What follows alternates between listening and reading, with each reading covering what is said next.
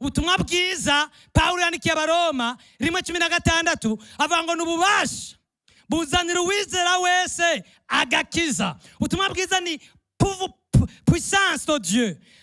Nuvuga ngo il explosa igahindura abantu, umuntu akemera ivyaha muri interrogatoire yanse akavyaturira padiri kandi atamukubise. Mwumva ivyo bintu bimeze gute? Mumbarizo wabo kumute mwumva ivyo bintu bimeze gute? Ivyo bamukubise akagira amatori agasambishwa bikanka, wenye nakaza arajugumira abiri vyuya akabwira umukozi w'Imana ati yamara jewe numva atacondi. Kubera iki? Ubutumwa bwiza n'ubushobozi bw'Imana, ubwizeye wese bumuzanira agakiza. Namba ubutumwa bwiza buriko buragira ububasha muri kino gihugu, twategeza kubona ihinduka mu nyifato z'abantu, twategeza kubona ihinduka mu ngeso z'abantu. Kwaca abarongozi b'imwemu rero gishikira ingeso kigatuma turonka bene gihugu beza bumvira, bakora ibikorwa batari inyererezi, baharanira ineza ya bose. Watu nyakubahwa nyenshi wa mukuru w'igihugu yavuze ati avuga impanuro Pawulo yanditse aha Abanyefeso ati nimukore nk'abakorera abantu, ariko mukore nk'abakorera so wo mwijuru. Uko umuntu wese akoze ivyiza azohembwa na se wo mwijuru. Nakabanda babwire abanyakubahwa muri hano, mukorera igihugu nivyo, dukorera igihugu nivyo, ariko n'Imana turayikorera. Kandi Imana nayo nyene izobahemba uretse ivy'igihugu cobafashisha aho kugeza. Rero barongozi b'ivy'imwemu, nagomba twisuzume mbega vy'ukuri mu vyabaye mu gihugu cacu, ubuzima bw'igihugu cacu, uruhara rwacu n'uruhe? Mbega twarigishije urukundo vy'ukuri, hanyuma turarugendera? Kitugora munyumve neza, kitugora twebwe barongozi b'ivy'imwemu, biragoye kuva mu bwoko bw'iwanyu ukiyumvira nk'umukozi w'Imana. Umutego uhari nuko wiyumvira nk'abuvamwo, ukibagira ko wewe Imana yagushize ku ruhande ngo wiyumvire nk'umuntu w'Imana. Niho rero uhagarara muri position ugatabara ukamama. Abatware nabo ni ndongozi zije gutunganiriza abari mu gihugu, twabivuganye. Bibiliya abatware ibita abakozi b'Imana. Reka ndakabasomera ko kuko karakomeye. Suko kerekeye mwebwe banyakubahwa, ariko karakomeye n'abakristo tukumve. Abaroma 13 ku murongo wa 4 n'umurongo w'7. Ngira ngo vyo dutera intege tugiye ku kazi, twibutse yuko tudakorera leta gusa n'igihugu, ariko dukorera Imana. Mbere ni dukorera leta uko turi muri leta, turi leta, ahubwo dukorera abene gihugu.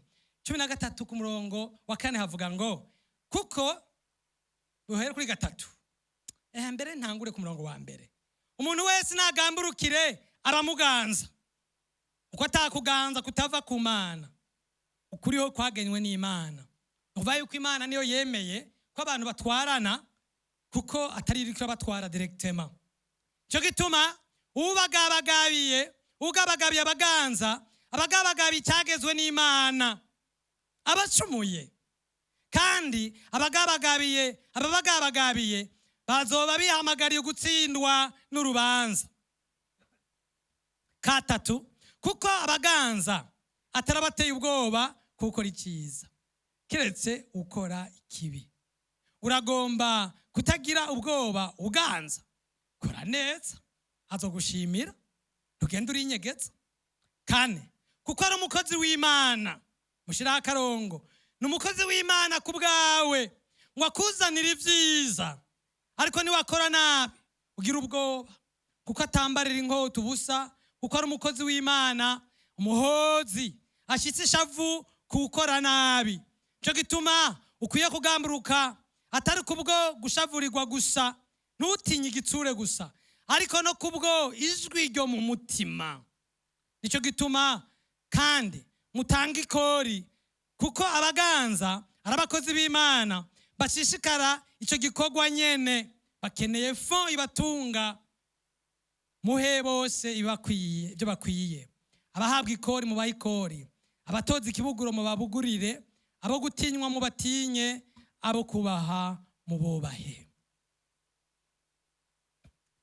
Ni ukuvuga yuko abatwara, abadukorera n'abakozi b'Imana, Imana iragomba ko abana bacu baregwa, yaciye ituma abajejwe indero ngo baje kubaturerera barabe ko bariko bararegwa neza. Imana iragomba ko abantu bagwaye bavugwa, yaciye ihagurutsa abantu ibaha ubuhinga n'ubumenyi bwo kuvura, ikizana n'abajejwe administration babafasha muri ico gikorwa cyo kuvura. Imana iragomba ko abantu barya ntibagware. Imana irafise inyungu ko abantu bafungura. Ikihamagara abarimyi, igahamagara ababarongora, abarondera imbuto, abarondera ifumbire, aba bose bakorera nde? Imana. Kuko Imana niyo igomba kugaburira abantu bayo ikoresheje abantu ikoresha. Rero abatware barashiraho ivyankenegwa mu mategeko no kuyubahiriza kugira ngo abantu barangure imigambi y'iterambere batekaniwe, bazi ko uwo barenganya canke akabadurumbanya yobihanirwa. Nagomba mbwira abajejwe ubutungane muri ngaha, Imana ibahezagire. Iyo ubutungane budakora neza nta migambi minini yobaho, uko umuntu nta assurance aba afise yuko nibamurenganya azorenganurwa, aca akorana ubwoba. Tuvuga ngo umucamanza wese iyari yaba uwo hejuru gushika hasi mbere no kumugina yarakwiye gukora neza, kuko yakoze nabi arasubiza inyuma iterambere.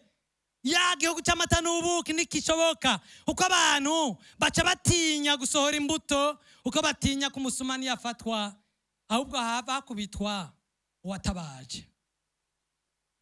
Akwiye gukora neza. Sinovuga ibisata byose munyumve, ariko mwumve abatware n'ukuri n'abakozi b'Imana badutunganiriza imigambi igira akamaro benshi. Iyumvire iyaba umuntu wese avura yivuza mu atabitaro vya leta biba bihari, haba hari impfu zingana gute? Imana iragomba ko haba ibitaro vya leta, kandi ndabinginze kubw'imbabazi z'Imana abanyine icubahiro mugwize ibintu vya leta, kuko hari abantu batazopfa bashikiye ivyo abikorera ivyabo. Hari abantu banyarucari bafise amagara make, kandi abo nibo iyo barize umutima w'Imana urababara, ikanabigwa gose bikazanira ingorane abantu. Mwasomye rya jambo umukene n'umurushwa bari ku mutima w'Imana, ab'Imana yarabititse. Nagomba mbwira abajeje umutentwa butungane, ukabona baje kuburana imbere y'uko akira bajya bambaye neza, akira ujya muntu ubona ariko arajugumira atani kirato yambaye. Wambaye neza wewe naho yaronse bisi, urya birashoboka ko yajijoro ryose, kandi bishoboka ko havarara mu nzira adashitse. Niwagira umutima w'Imana mu vy'ukora wahawe, Imana izokuduza. Imana nikizangondagonde, Imana iratubona. N'ivyo ukora atanumwe akubona, yoyo irabona kandi ikishura. Rero abatware, Imana ibahezagire ibikorwa badukorera, nimwiyumvire namwe. Umunsi umwe nako ndigisha cyambona umuyobozi yandongoye muri sogondere, cyandamuhagurutsa nti nimba ngira mvuge mukanyumvira mukanyubaha mukomera amashuho mutama yaturongoye neza. Erega twebwe na twebwe hari abantu badukoze batureze, sinduka tukibibuka. Uca wibuka wa mwarimu mwiza, mwibuke bikunze uzomugendere umuramutse, na wa wundi yagukarira ubuguruguru bwaguteye uti vy'ukuri utankarira nta kintu mba naravuyemwo. Abarezi, abakebura indongozi nabo abo twita bavugishwa, mbega uruhara rwabo nuruhe? Iyo badakoze ivyo bajejwe bigenda gute? Iyo abakebura indongozi n'abantu bahanura, twabivuze, kuko bakurikiranira hafi ivy'indongozi, haba mu vy'imwemu no mu vyo intwaro bariko barakora. Iyo babikoze neza bituma abajejwe ivy'imwemu canke intwaro bakora neza, kuko bazi ko hari umuntu ariko arabaraba, abakebura abavunira akagohe. Ariko ngaha nagenda bavugeko abakebuzi n'abahanuzi baragira ingorane iyo badakoze neza ibyo bajejwe. Mu bantu bafite akazi kagoye naba, nubwo twese tugoye, aka karagoye. Iyo batagumanye ubwigenge, aba bajeje guhanura bagahava bagirane, barasuka indongozi mu kuziha amakuru atariyo, bakazibwira ibitari vyo, zigakorera mu makuru adatomoye, hanyuma zikata ibintu mu rudubi. Aba bahanuzi b'Abisirayeli niryo kosa bari baguyemwo. Bababwira ngo nta ngorane zihari, bababwira ngo nta ndwi tuzomarayo, ntibakora akazi kabo nk'uko byari bikwiye. Iyo ni ingorane ya mbere. Aba baba bazi kwitera ingorane ngo baba abana beza. Ubwa kabiri, iyo batagize ubwenge mu gutanga inkuru zabo, bafata nk'abagumutsi, kuko birashika ivyiyumviro vyabo bikagumura. Bakwiye kwiyubara mu guhanura kwabo, ni kube ukwihora, ni kube ukugumura. Bikagaragara ko ari umutima ugukebura, bikagaragara ko ari umutima wo kubaka, bikagaragara ko ari umutima wo kubwira ati yamara muraraba. Ingorane ya gatatu ikomeye kuri abahanuzi n'abakebuzi, iyo batagumye mu kibanza cabo, bisanga bagomba gusubirira abo bagira bahanure. Ahera hanura, agahereza arongora. Oya, wewe watanguye hanura, nagiye uzogumuhanura. None nawe warabigomba. Burya nawe warabigomba. Je nagiye wewe ngura umurezi, uriko urahanura, uriko uratubwira ingene vyogenda, kumbe uriko uransambura kugira ngo bankure ku mutima, hanyuma uhaje. Awo n'umutego, kandi uragoye kwirinda. Bisaba ko agira indero. Cyo gituma mu isezerano rya kera hari ishuri ry'abavugishwa, bakabaha deontology. Ugiye kuvugishwa ngibi bikuranga, ukwiye kwirinda ibi, ukwiye kwirinda ibi. Aba rero ndabiravye muri Afrika kenshi baragwa mu mutego, bahera guhanura bakarangiza kugwanya abo bahanura. Oya, umuhanuzi ntagwana. Umuhanuzi agwanisha ivyiyumviro kandi mu bugwaneza. Mbere barashobora kutumva ivyo avuze, kuko umuntu avuze kuri ubwa mbere murabizi arabizira. Ariko icyerekana ko ivyo avuze ari vyo, nuko iminsi iheze basanga ivyo bintu ariko aravuga byari bifise akamaro. Rero naho bari ku rubuga rugoye, abo bantu bakwiye kuba maso, bagakora igikorwa cyabo. Rero imigwi itatu iruzuzanya muri ico gihugu twiteze cy'amata n'ubuki Imana idusezeranira. Ni igihugu abarongozi b'ivy'imwemu bakora neza, kandi bikagaragazwa nuko abene igihugu bariko barahinduka mu ngeso zabo. Ni igihugu abatware bababara abantu babo. Hanyuma ni igihugu abahanuzi, abakebuzi babikora neza kandi bakirinda ya mitego. Reka rero nce ntanga impanuro nkeya ingene umurongozi uwo ari we wese yo kwiyubaka ngo mu kibanza arimwo akore neza. Ingingo ngenderwako z'uburongozi bwiza nibihe jewe nama nitwararika, na wewe no gutera intege ukitwararika. N'ibintu umwanditsi yitwa Bibi yanditse, avuga ibintu 8, ndabivuga nyarutsa. Icya mbere ni hinduka ryo mu ngeso, caractère.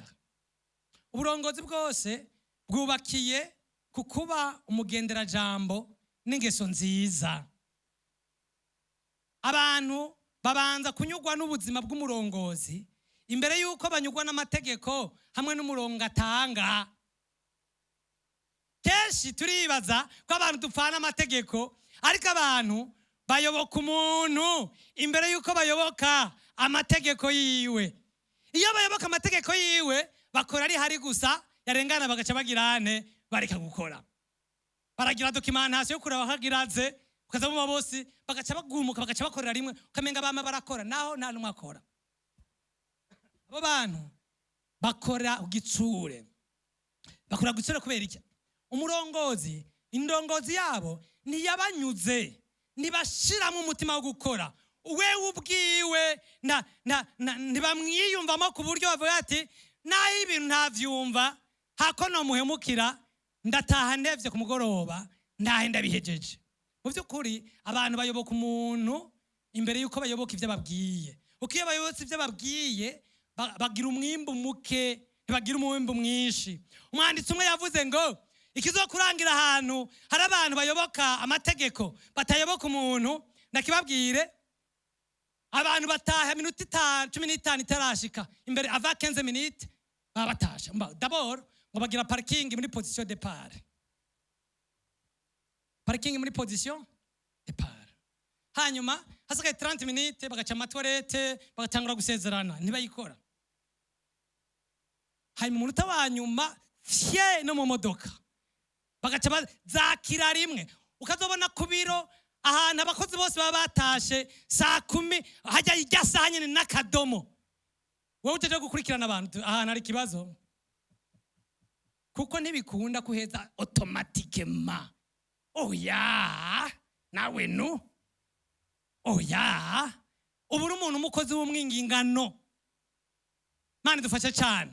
Ariko rero navyo nyene bishoboka ko n'ubakoresha abayatashe kare nabo nyene ahagarika muri position départ. Ikintu nabonye abakozi bameze maze imyaka ndongoye abakozi bake jewe sinagize amahirwe yo kurongora benshi. Abakozi bakora ivyo ukora, utonda kare batonda kare, witwararika ibintu baragerageza bagafenta bakavyitwararika. Ujyagagura abantu baba babibonye baca bakurusha kubajyagagura. Ingeso rero ni ikintu gikomeye ku murongozi, ziramutuza canke zikamumanura. Cyo gituma uburongozi burengeye ibikorwa umuntu ajejwe, ariko bwinjira no mu buryo babayeho. Ndazi ko mukurikirana amakuru mw'isi, iyo umurongozi bamwanka cyane mu bya politike, barondera ikosa babitse yakoze bakarimwagiriza hageze ko arondera gutwara. Baca bati none mugomba mutwagwe n'umuntu ameze gutya heraba. Hari n'igihe bemvana atari byo, hari igihe bagira montage kubwo bahazi yuko abantu bari allergique ku ngeso z'umuntu. Bavuga ati sinokwizigira nuri umugendera jambo, ibyo dusezeranira nubikora. Nukuvuga ngo ninde yo kwemera ivyo uvuze, ninde yo kwigura kandi wowe ubwawe n'ivyo uvuze utabikora. Icya kabiri, ubuhinga buhuye n'ivyo ajejwe, importance de la compétence. Iruhande yo kuba umuntu mwiza, umurongozi akwiye kuba ashoboye ivyo ajejwe, agaragaza ubumenyi mu byo ajejwe. Nuvuga iki?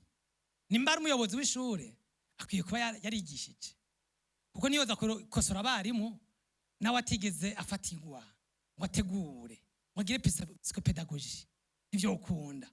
Nuvuga ngo akwiye kuba maîtriza. Cyo gituma twavuze ngo akwiye mbere kuba ari mwaho wa wundi yabikoze neza bakamuduza. Iruhande y'ubumenyi bwerekeye igisata akoreramwo, umurongozi akwiye kugaragaza ubumenyi bwo kurongora abantu arongoye. Mwumve neza, cyo gituma umurongozi asaza yiga. Ibyo dukora byose vyama bihinduka, harimo kuvumbura, innovation. Kubu nobesha ngo ndazi by'amategeko no baswaganije, kuko ndabiheruka ndavyiga, ntavyo nabandanijemwo, ntavyo nasomye. Ni mu mbazi bya Bibiliya nivyo numva, nivyo nabandanije.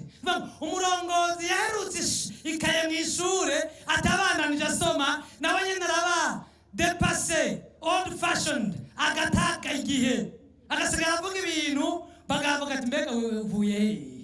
Aba bahungu n'abakobwa babu nabo bahejeje mu by'amajambere botwambika ibara. Ubuze ibintu bya kera botwambika ibara, ko bafite vocabulaire yabo, terme zabo, dutegereza kuguma dusoma twiga. Rero kumenya gushobora ivyo ujejwe. Hari umuntu yamanuye ndiko ndakura mu by'ubukorwa, nako ndondera abashigikira mu bukorwa, arambara ijambo rikomeye. Arambara ati nta numwe azogushigikira kubera uburi naho uva n'ubwoko bwawe, atariko ni wakora bigashimwa ukazora ibintu bizana umwimbu, n'uwari yarakwirengagije azoguhamagara. Umuntu akora neza biteba bitebuke ibikorwa byiwe biragirane biramuvugira. Cyo gituma kubw'imbabazi z'Imana banyakubahwa duteramire mu bitabo, mwanya mu kabare tupime ako gitabo tuwibuke, teramire aho twiga. Bwa gatatu, ubukerebutsi mu kubaka umugwi udasanzwe. Umurongozi mwiza atahurira ibanga, si wakora ibikorwa canke nakora wenyene. Umurongozi yubaka umugwi aho abawugize buzuzanya mbere bagakingirana. Responsabilité y'umurongozi ni ekipa arongoye ingena ikomera. Mu byo mupira niho tubibona neza. Responsabilité y'umukuru w'umupira w'amaguru ni ugufata abantu batarerewe hamwe badafise imico imwe, akabazana ahantu bakundana, bashigikirana, bahana umupira, bapasirana umupira, kandi abo nyene ari kugomba kwinjiza umuntu aba yarakoze. Kandi iyo batsinze bama bavuga ngo twagize esprit d'équipe. Iyo batsinzwe akantu bama bavuga ati habuze iki esprit d'équipe. N'ubu iki umwe wese yagombye gutsinda no gukomerwa amashi. Umurongo cyajejwe ni gute nubaka iyo equipe ikaba muco twita chemistry, aho abantu begerana, bakwegana, buzuzanya. Uko atanu umwe ashoboye byose, abashoboye ibi bakuzuza abadashoboye ibi, gutyo. Iyo amagize umugwi batariko barakora neza vy'ukuri, umurongozi yumvira ati ni igiki ntakoze ngo umugwi woroherwe. Vy'ukuri ugomye gusuzuma umurongozi w'umugwi, uraba umugwi wiwe ingene umerewe. Nagenda babwire ntivyoroshe kurongora umugwi, uko abantu bari mu mugwi iyo begeranye bacamera nk'abana. Abantu bari mu mugwi baca bibagira ingene bari baje bameze, n'abavyeyi baca bigenza nk'abana, barahiganwa, bararegana, ati murabona baragira tuntu twose nk'utwiki. Umurongo ategereza kumenya ingena arengera ivyo. Cyakane gutahura kugaragara k'umuco n'ikibanza akoreramo. Indongozi itegereza kumenya ariko arakora amabanga bamujeje, akamenya ikihutirwa, intumbero y'ayo mabanga hamwe n'intumbero yatumye ashigwaho. Ko mvuga ku barongozi b'urwego rwa leader strategique. Abaridere bamwe ba gatatu strategique barahindurirwa amabanga. Umwanditsi umwe yavuze ngo umuridere strategique si ngombwa ngo abe yarize ivyo akora. Namwonjana muri agronome, muri agriculture no yitwara uke muntu wenga kuko je sinimba njejwe uburimyi nukurema ikirere cyiza kingena bakorana, nukubaronderera support administrative ikenewe, kandi amakuru yose ngeneye yavyo barayanzanira ntaraye muri syllabus, kandi bambwira ivyo ngomba aho ndabikenereye. Umurongozi wa strategique nabamubona mu by'inzego z'igihugu barahindagurika. Icyo rero bitwararika ni ukumenya ingene bashika bametiriza akarere, akiga ibyaho, intumbero zaho, abacuditse n'icyo gikorwa hamwe n'uwo mugambi. Ikindi, gufata ingingo wisunze ibyakunyuze. Cya gatandatu, umurongozi azana impinduka, n'umurongozi afata ingingo yanyuzwe. Il dirige par conviction. Yanyuzwe. Umwete wo gufata ingingo zitoroshe, zisunga ibyizerwa byawe, ibyo wemera. Nukuvuga ngo arubaho ku murongozi azana impinduka, agafata ingingo mbere yazi neza ko bamwe bahava batazikunda kandi shobora no kuzana ingorane, agafata ingingo. Mwumbereza, udafashe ingingo ikomeye ntuzoshika mu bikomeye. Iterambere ry'umurongozi riva ku ngingo afata. Nibyo zimwe ziramukwegera kandi avuga ati nta kundi hako udafata ingingo wofa umufatiye itariyo. Niko umwanditsi umwe yavuze ngo hako udafata ingingo wofatiye itariyo n'umutima mwiza. Mugabo kenshi iyo barondeye amakuru irabayo. Jewe igihe naheze amashure nafashe ingingo idakomeye itoroshe yo kuba mu by'Imana, mumenyesha Imana by'ukuri. Barumvise bahemukiwe mu muryango, barumva bahemukiwe, abari banziga ko ibyo nzobafasha mu by'ubutungane narize namba nari kubishobora kuko numvise umuhamagaro w'Imana wo gukurikirana urwaruka rw'amashengero, nkubaka shirahamwe ryitwa Moisson, ngakora ibikorwa abantu babona umengo naho bizoshika. Imyaka itari mike barantevye, baravuga ati uyu muhungu ni umwihevyi ntacyo azoshikako. Mugabo abo bose bamevye ubu barankunda kuko bakugayira ugifata ingingo, bakukamera amashi byagenze neza. Aba bandi nyene bagutera ivyatsi ugifata ingingo nibo baguha felicitation y'ingingo igenze neza. Mwumve, mu burongozi hategeza kuba ingingo, dutegeza kuva mu byo twari turimo, hategeza kuva muri zone de confort. Muri zone de confort nta development ibamwo, hategeza kuba kigoro, kandi akigoro katabayeho nitwotera imbere. Hari abategeza gupera prix. Ikindwi, kubungabunga ubucuti. Umurongozi kenshi ni inyakamwe, uko akora neza niko asanga ari inyakamwe, abari wenyene. Abakozi baramwubaha, kandi by'ukuri bakwiye kumwubaha uko yo bamenyerana rwose iyo babwira ntibumve. Mugabo kandi niyagomvye kubegera arigihe baca bahunga. Rero arashobora gutegura ubunyakamwe, nicyo gituma arakeneye gukikuzwa n'abantu, abantu yigirako, abo twita abamantor, abantu yigirako. Arakeneye kandi guhura n'abakora nkawe ibikorwa bisa n'ivy'iwiwe kugira ngo baganire, bahanahana amakuru ingene bigenda, kandi arakeneye abamutera intege. 18, kwitwararika gusiga iragi ryiza. Murongozi azana impinduka, adushikana amasezerano, aritwararika gusiga iragi ryiza.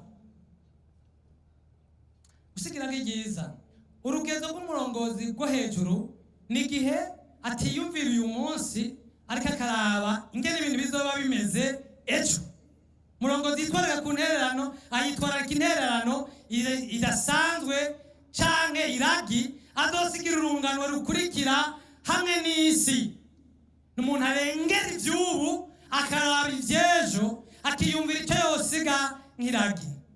Kuri iyi ntambwe niho Mose yandika kino gitabo cyo gusoma mu byagezwe, yongera atoranya Yosuwa azosigarana igihugu. Ndabakarorero k'abantu bankoze ku mutima, muce mugenda mu karondere muragatora. N'umuntu yitwa Nikolai Vavilov. Nikolai Vavilov w'umurusiya, yari umuhinga w'umubotaniste. Mu ntambara y'isi yose hagati ya 1914 na 1944, Leningrad hari hugarijwe, hanyuma ikigoyi kiratera. Umugabo w'umubotaniste n'abahinga bakorana bafata ingingo yo kuzigama imbuto ntibazige mu nzara. Abahinga 9 barapfuye bacunze umuceri urunganwe rukurikira, bacunze ingano urunganwe rukurikira, baranka kurya. Nawe nyene yapfiriye muri prison, ariko n'abahinga bakorana nawe barapfuye n'inzara kandi bari mu ndya, kuko bavuga bati bitebuke intambara izohera. None n'intambara yahera abantu bazojya iki? Dutegeza kubika imbuto z'urunganwe rukurikira. Sinzi ko munyumva neza.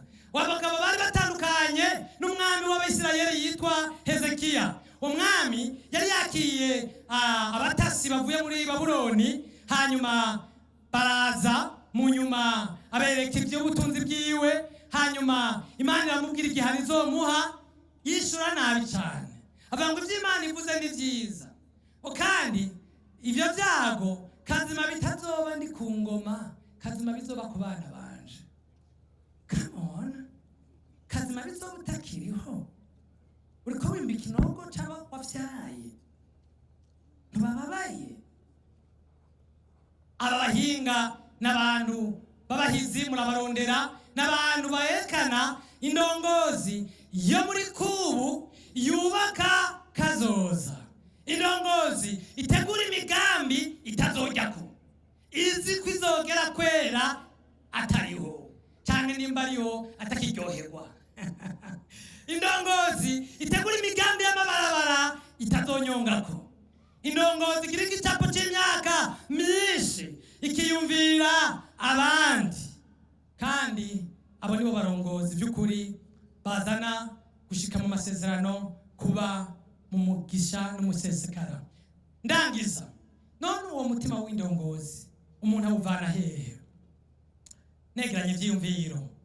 Uwo mutima w'indongozi imeze gutyo awuvana mu mutima w'ubusuku, awuvana mu gutahura yuko n'umukozi w'abandi. Uko Yesu yabivuze ati ugomba kuba mukuru nawe umukozi w'abandi. N'umuntu atahura ati genda umukozi w'abandi. Ararengera ingaruka z'ubukoroni, kuko ubukoroni bwaratwishe.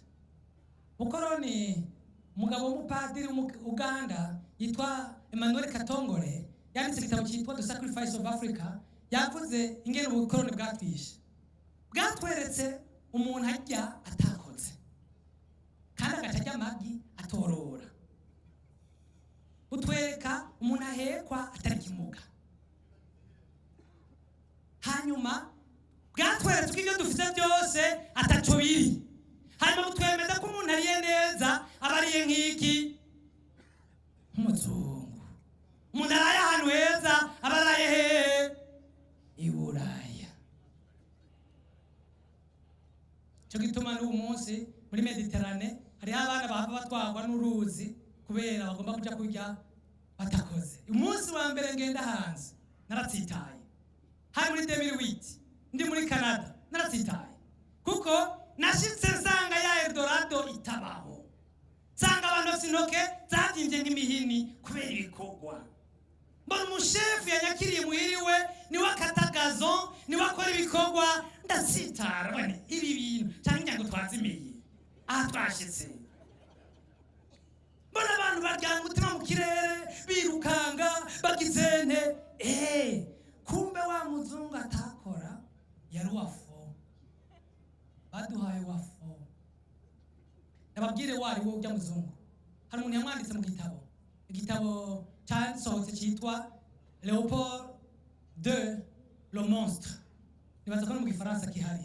Cyo gitabo kivuga giti abazanywe muri colonisation bari abantu bagize faillite iwabo cyangwa aba prisonniers de guerre, bataye ingo batagira umubano.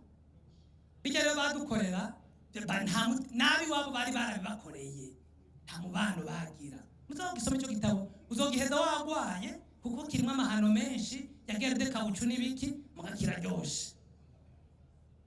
Rero abacha badushiramwo cyo tubona ujya mu ntarerugwa. Nico gituma n'abantu mu Burundi mwumve neza, abantu bakaza gutera imbere bacha batera inyuma. Acha ngiyani yuhakuya utarana kimuraronga. Agacha fata taxi yaguze akayundi muntu ngo ayikore na agasigara muhira. Ndakore ukoresha iki wewe? Twariyo taxi yitwarire. Tanazi yo butike urukomba mu patron wahiye utaragera. Tanazi yo butike hanyuma tibezi 3 baso umukuru wa shene ya butike mugabo waratwaye nimwe. Rero mwumve neza, ivyo byaradutwaye la fierté du travail. Abantu ni bari fier gukora. Yavuye gukora imvumenga ngo mvuye kuvunagurika, ngo uvuye. Akazi ni ikintu gikomeye. Nagiye mu Budagi bambariye bati muri kino gihugu udafise amabavu uburi gihemu. Ubu ntuburi umugabo ashitse. Bagupima mu kuramutsa bakumviza mu ntoke. Kuhanda. Ni igihugu cy'abakozi. Mwibuke basambuwe mu ntambara y'isi yose bakaba des ruines mu myaka 70 après. C'est la puissance en Europe. Kandi igihugu cyubatswe n'abagore, abagabo barapfuye, abandi bari muri prison, abadamu. Rero umutima w'usuku utarimo iyo dommage iyo blessure Imana izoyidukize, umenya ko umuntu yakoze akajya marushe niwe muntu ashitse, niwe muntu yuzuye. Umuntu afise ikimuvyura mu gatondo akumva afise motivation, agataka umugoroba ati ndahwereye mugabo ndaryohewe. Agace yibuka yabakoreye abo yagiriye neza, abo yatabaye ndaryohewe. cyo cyambere gituma umurongozi aba umurongozi mwiza. Kandi nabibabwiye uwo muvuduko wiwe urandukira abarongoye. Nasomye ahantu hamwe mu gisoda, mu byerekeye by'igisoda havuga ngo uribuka mutware, uribuka shefu, niwagabanya umuvuduko barahagarara, niyo wahagarara baricara, niyo wicara bararyama. Bakorera ku muvuduko wacu. Cya kabiri, umwitwarariko w'umwungere niwo uranga, niwo waranga ba Mandela, niwo waranga za ncungu zacu twama duhimbaza. Umwitwarariko w'umwungere nuvuga ngo arazi kukugubwa neza ko abakorera, nicyo kimenyetso ko yabishoboye. Abaragiye ngaha utahanye inka zitahaze, ukaba ufise umuvyeyi akara, warataha waje utaha zatashe, ntubasiguriye iyo wazicanye n'ibiki, baraba ko mu nda hagizene habombotse. Rero umurongozi afise umutima w'umwungere yitwararika gukorera abajejwe, nakora akazi akorera abantu, aharura anezererwa uko abantu bamerewe neza, aragwanira abajejwe akabarinda kugwa mu manga. Icya gatatu, ukwiyubara k'umukevyi. Murongozi mwiza azana impinduka arangwa n'ukwiyubara k'umukevyi. Umukevyi muramuzi n'umwentanda, ni ukuvuga ngo atunganya iby'abandi. Murongozi mwiza niyiginagura mu bintu by'abandi, mu bikoresho yahawe n'abandi. Jewe kuri jewe ibikoresho nkoresha n'iby'ishirangero cyangwa iby'ishirahamwe, n'imodoka ntwara n'iyishirahamwe, sinkwiye kubyiginagiramo kuko ni iby'abandi, ndazi yuko ari iby'abandi. Cyo ni cya mbere. Cya kabiri, nzotanga raporo y'icyo nabikoresheje. Murongozi azotanga raporo yabo yarongoye imbere yabo. Mugabo kandi hariho raporo je ntinya, raporo ya kahise. Agomba twibukanye twese aha n'abatabiteguye turiko turandika kahise. Muri kahise kakajya akazi kawe wewe waragiyemo muri base de données, azovuga ngo muri aya mezi no muri iyi myaka hari umuntu naka niwe yaragijwe ibinaka. Wewe cha wuzuza ibyo ugomba bazovuge, uzuza ibyo ugomba bazovuge. Tengerageza kuvuga ni ngomba ko bazovuga ko yari umusiguzi umwizigirwa mu ijambo ry'Imana, yari umuntu agendera idavuga, nawe ni wuzuze. Umurongozi aramenya, kandi abana banje bazobisoma, kandi n'abandi bazobisoma. Umurongozi aramenya ati ndiko ndakora, ariko ibyo nkora bizobandanya bivugwa. Kugira sinabarambire, reka negeranye ndangiza. Migambi Imana ifitiye abantu ni myiza cyane, kuko Imana isanzwe ubwayo ari Imana nziza. Niko twavuze. Ahubwo ingorane z'abantu twavuze ko zituruka ku nyifato zabo, ku byaha byabo, nibo bikwegera umuvumo.